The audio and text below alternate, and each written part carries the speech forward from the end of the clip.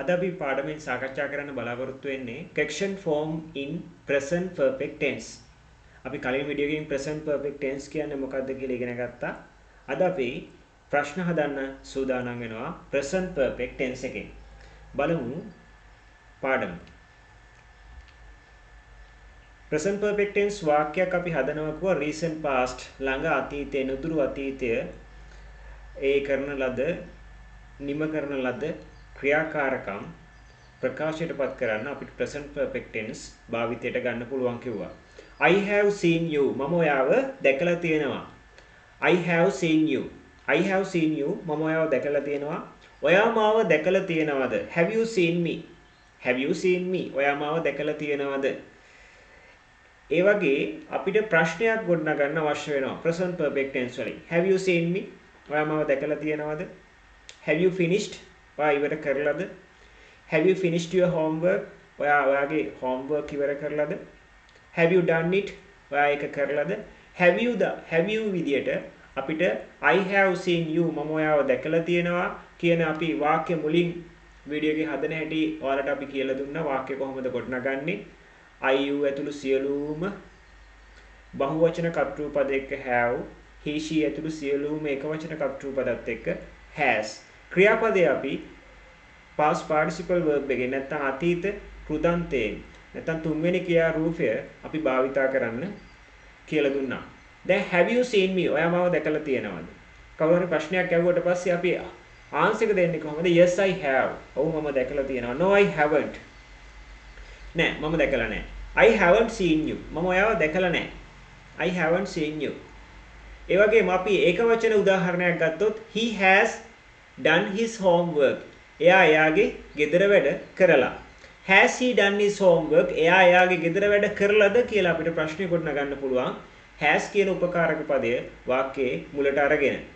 එතකොට අපිට ඒකේ ආන්සර් එක දෙන්න පුළුවන්. Yes he has. ඔව් එයා කරලා. No he hasn't. නෑ එයා කරලා නෑ.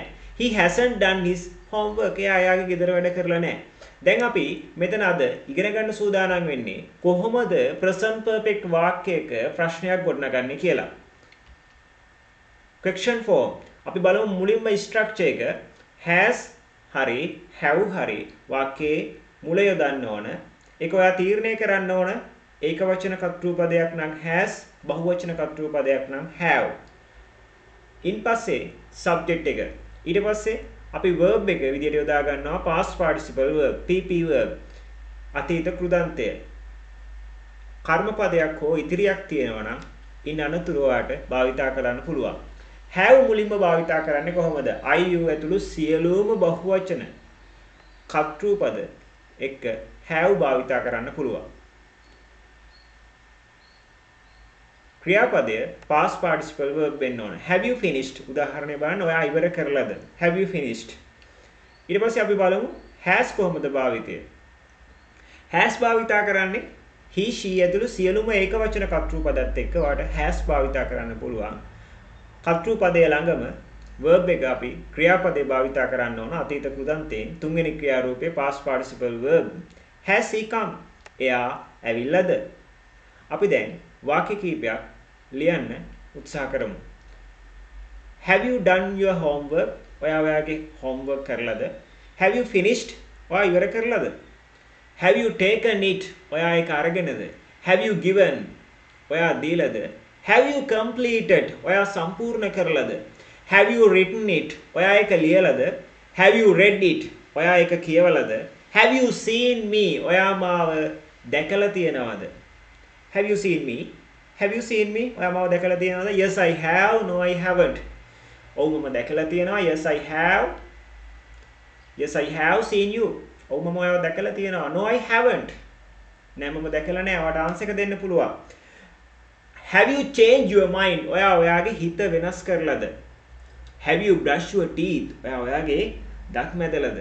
අපිට have you කියන වාක්‍ය රටාවෙන් ගොඩාක් වාක්‍ය ගොඩනගන්න පුළුවන් උත්සාහ කරන්න ක්‍රමයට මුලින්ම ස්ට්‍රක්චර් එකට හුරු වෙන්න ඊට පස්සේ ඔයා වාක්‍ය ශබ්ද නගලා කියවන්න පුරුදු වෙන්න අපි තවත් වාක්‍ය කීපයක් බලමු has වලින් has he done his homework එයාගේ homework කරලාද has she finished එයා අවසන් කරලාද නැත්නම් ඇය අවසන් කරලාද has mother taken it අම්මා ඒක අරගෙනද? Has father given it? අම්මා තාත්තා ඒක දීලාද?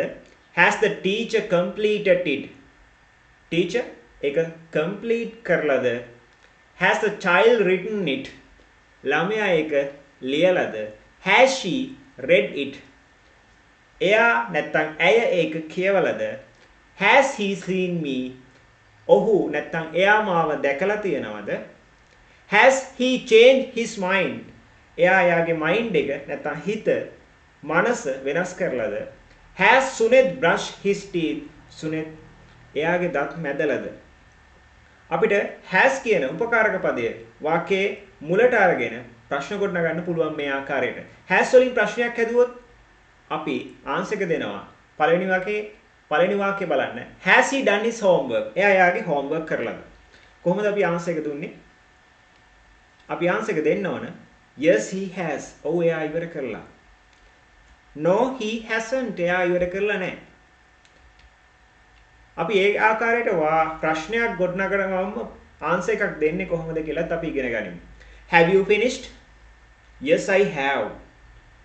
Yes I have finished it. ඔව් ඒක මම ඉවර කරලා. No I haven't. නෑ මම ඒක ඉවර කරේ නෑ.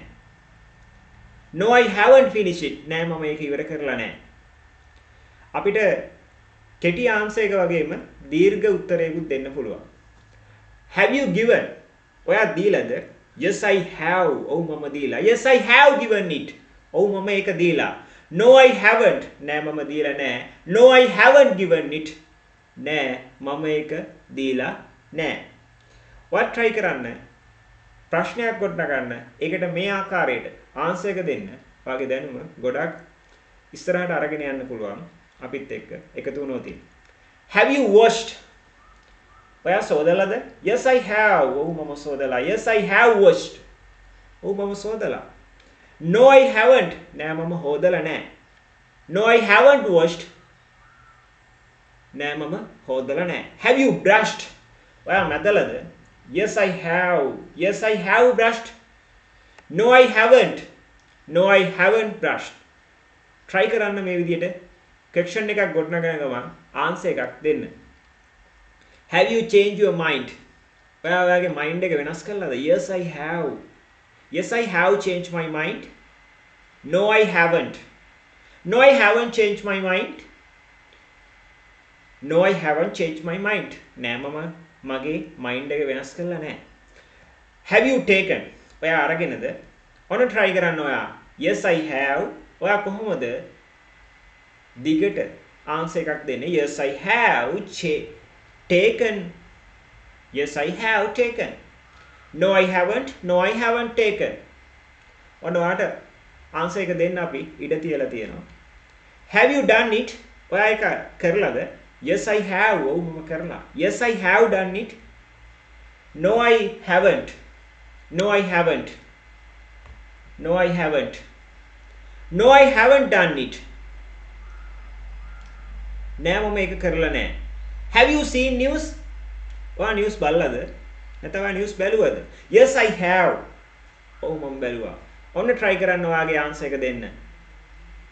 No I haven't. නෑ මම බලලා නෑ. ඔන්න ඔයාට ආපහු අවස්ථාවක් තියෙනවා ඔයාගේ answer එක දෙන්න. Has she done my job? එයා මගේ වැඩේ කරලාද?